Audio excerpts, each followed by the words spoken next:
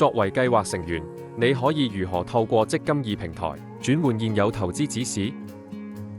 當你嘅強積金計劃完成轉移至積金易平台後，你可以透過平台為現有累算權益作出基金轉換及重組投資組合指示，以及為未來供款更改投資組合。請注意，更改現有累算權益及未來供款嘅投資組合指示需分開提交。如何透過積金易流動應用程式進行基金轉換及重組投資組合？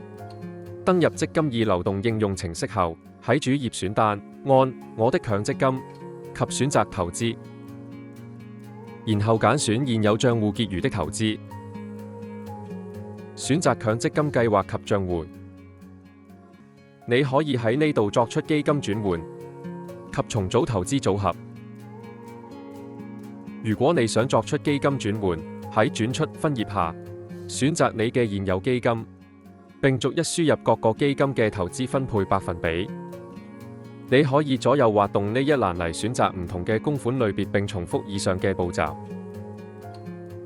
然後按轉入分頁，並逐一喺你選擇轉入嘅基金輸入各個基金嘅投資分配百分比。請留意，投資分配百分比必須為整數，而轉入分頁嘅全部投資分配百分比總和須等於100%。如果你想作出重組投資組合，為強積金戶口嘅全部現有累算權益揀選新嘅投資分配百分比，你需要開啟重組投資組合，然後按轉入分頁，並輸入你選擇轉入嘅各個基金投資分配百分比。完成更改投資分配後，按下一步，核對及確認你提交嘅資料，並按提交。細閱條款及細則，按接受，你就可以成功提交你嘅指示。如何透過積金易流動應用程式更改未來供款嘅投資組合？你可以為所有未來嘅供款及來自另一個計劃轉入嘅款項設定新嘅投資組合，而現有累算權益嘅投資分配將維持不變。登入積金易流動應用程式後，喺主頁選單按我的強積金及選擇投資，然後選擇未來供款的投資，選擇強積金計劃及賬戶。喺每個供款類別下選擇及輸入未來供款嘅投資分配百分比。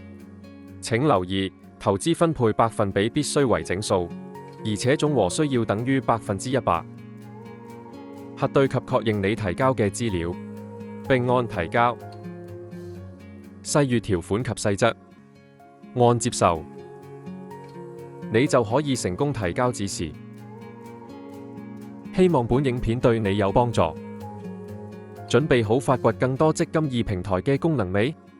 立即瀏覽積金易網站 www.empf.org.hk 了解更多。